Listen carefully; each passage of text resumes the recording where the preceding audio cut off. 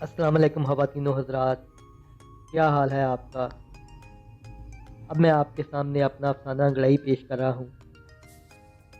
انگڑائی افسانہ سننے سے پہلے آپ سے گزارش ہے کہ چینل کو ضرور سبسکرائب کر دیں۔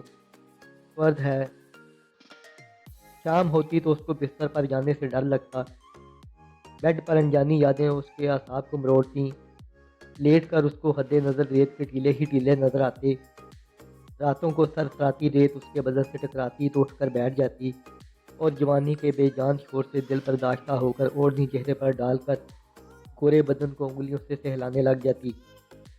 وہ اپنی طرح کے گلاب کے بدن کے ساتھ چمٹنا چاہتی تھی۔ وہ تھی ہی کندنی حسن کی مالکہ، اس کا ششدر اور سراسمگی پیدا کرنے والا رس سے بھرپور رنگ و روپ اور شیشہ جوانی چکنا چور ہو رہا تھا۔ وہ بے وقت کی آسودگی کو کوستی رہتی۔ اس کا خیال تھا وہ پرنم ہوا میں بکھر جائے گی، جسم میں بادلوں جیسی ہلچل، موسلادھار بارش کی لڑیاں اور بیگی بیگی مست ہوائیں دیکھ کر اس کے بدن میں گدگدی سی ہونے لگتی، جیسے بارش کا پانی اس کے روم روم میں بس رہا ہو۔ تنہائی میں اس کو بہت شرمندگی ہوتی۔ آج بستر پر پڑے گرے رنگ کے اونی بالوں سے لپٹی تو گہری سانسوں میں جذبات بیدار ہو گئے۔ اس نے خشک بالوں کی طرح بدمست ہو کر رقص کرتے خیالات کی گھبراہٹ سے اٹھ کر ڈھیر سارا پانی گٹاگٹ کیا۔ کچھ مچلتے پانی کو ہاتھوں سے مہندی کے نقش و نگار والے پاؤں پر چھڑکا اور انجان سی چاہت سے بدن پر ہاتھ پھیرا۔ اچانک اسے ننگے پاؤں نظر آئے تو سفید سینے کی طرف نظریں جھکا لیں اور ایک بار ہاتھ پھر رینگنے لگے۔ ستم گر جذبات سے خالی تھا۔ سامر سے شادی کے بعد جیسے اس کی زندگی سیر ہو کر رہ گئی تھی۔ صدیقہ کی جوانی کھل کر گلاب کی شکل اختیار کرنا چاہتی تھی۔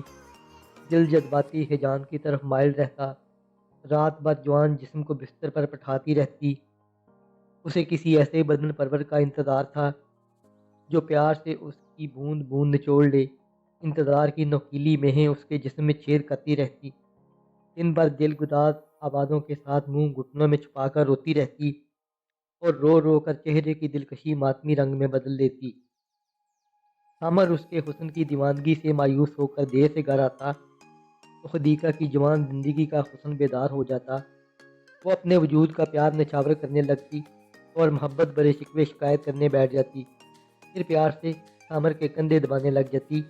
اشتہائے حسن کی ادویات بھی سامر پر کوئی اثر نہ کیا۔ سرد مہری بوڑھی ہی رہی۔ وہ قاصر تھا، فارمیلٹی پوری کرتا، بیڈ ٹائم سٹوری جاڑتا۔ صدیقہ کی سانسیں تیز تیز چلنے لگتیں۔ وہ لپک کر گود میں بیٹھ جاتی، مگر جوانی بے آب و گیا اور خشک رہتی۔ جسم گیلی لکڑی کی طرح سلگتا رہتا۔ رات بے سکونی میں گزرتی، ارمان چکنا چور ہو جاتے۔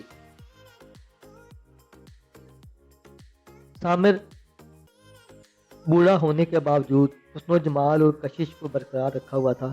صدیقہ نے سامر سے دولت کے لیے شادی کی تھی، مگر جوانی کے حساب بے باک نہ ہوئے تو سامر سے بیزار سی رہنے لگی۔ سامر 3 بیویوں کا کوشت شوہر زیور کے مالک کی طرح کڑی نگرانی کرتا، مگر اس سے کٹا کٹا سا رہتا۔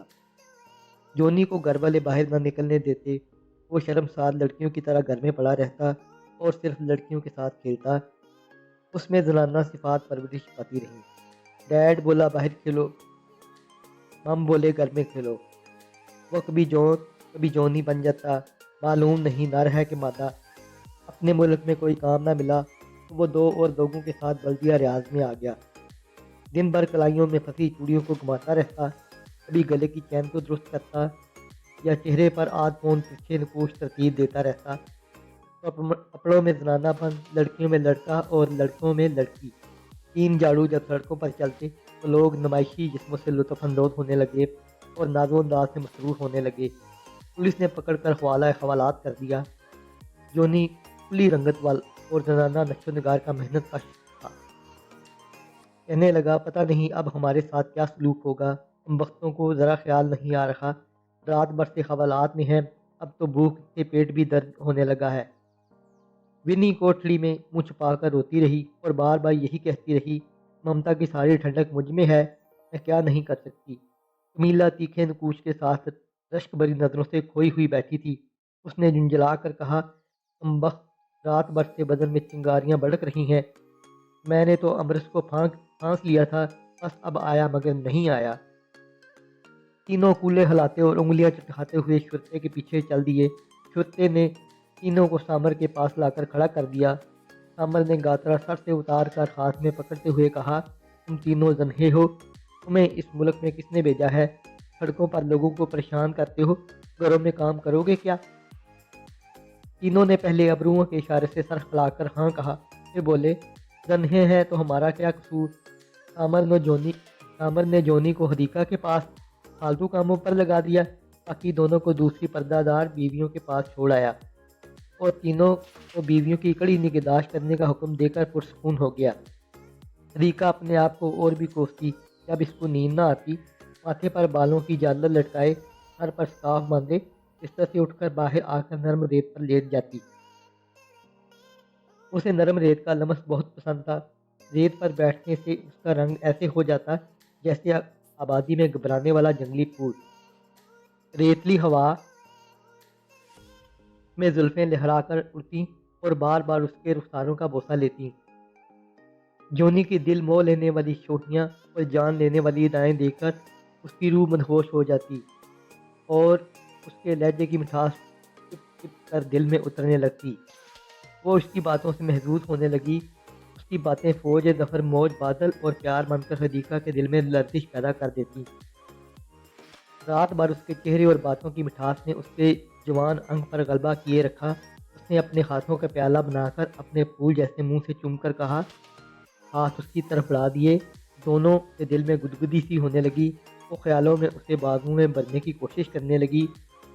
اسے جونی میں انجانی کشش محسوس ہوئی۔ جونی کی کھنک اور مٹھاس سے بھرپور آواز دل میں لہریں بنا کر اترنے لگی۔ وہ اس کی باتوں سے پگھلنے لگی۔ حدیقہ کے بند کواڑ کھلنے لگے، اس کے ہونٹ لرزنے لگے اور وہ آہستہ آہستہ جھلس کر اس کے پیار کی زد میں آنے لگی۔ حدیقہ کے ہونٹ کانپ رہے تھے، جسم لرز رہا تھا، بارش قطرے برسانے لگی اور جسم کی برف پگھلنے لگی۔ لذت نے عجیب خوشنمائی پیدا کر دی۔ چند ہی دن میں انگ انگ اور نس نس میں پیار اتر گیا۔ حدیقہ نے جونی کے انڈر ویئر اور کپڑے دھو کر تار پر ڈال دیے۔ جونی نے حدیقہ زیر جامہ چرا لیا اور سونگ سونگ کر لذت محسوس کرنے لگی۔ حدیقہ کی خوبصورتی جونی کے اعصاب پر سرعت کے ساتھ چھا گئی، جیسے جنسی گلوکوز کی ڈرپ لگ گئی ہو۔ رگوں میں تناؤ محسوس ہونے لگا۔ جونی کے ساتھ رہ کر حدیقہ کو سامر سے چڑ سی ہونے لگی۔ صبح آئینے میں اپنا سراپا دیکھ کر مسکرا دی۔ اس کو اپنے جسم کی بند کلیاں کھلتی ہوئی محسوس ہوئیں۔ وہ رات کو آتش دان میں لکڑیاں جلاتا اور صبح چلا جاتا۔ اب سامر نے اریاں گدن پر پیار کرنا چاہا تو اس نے بجلی کے کرنٹ کی تیزی سے مڑ کر منہ دیوار کی طرف کر لیا۔ سامر کی سمجھ میں کچھ نہ آیا۔ حدیقہ سے کہا، تم نہیں چاہتی تو نہ صحیح، میں واپس چلا جاتا ہوں۔ آج پھر جب سامر آیا تو حدیقہ رات بھر کہہ کرتی رہی اور ہچکیاں تیز ہو گئیں۔ سامر بہت خوش ہوا۔ بہت دیر بعد حدیقہ کے ہاں خوشخبری کی منادی ہوئی اور ایک ننھے پھول نے اس کے ہاں جنم لیا۔ گھر میں بچے کی گوں گاں کی آوازیں بلند ہوئیں۔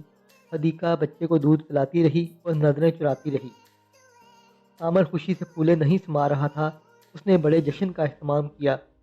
کئی دن گزر گئے، پھول کی آنکھیں نہ کھلیں۔ سامر اس کو ڈاکٹر کے پاس لے گیا۔